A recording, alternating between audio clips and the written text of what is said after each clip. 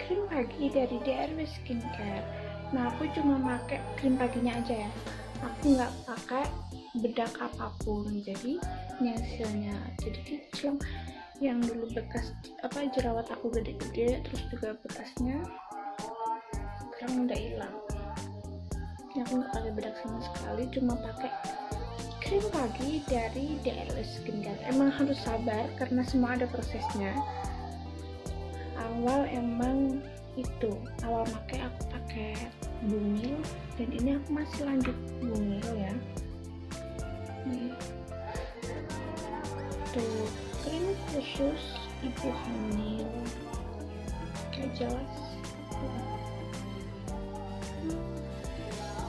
Dan sekarang ini aku masih 2 pakai, belum habis karena ini paket kedua aku masih banyak.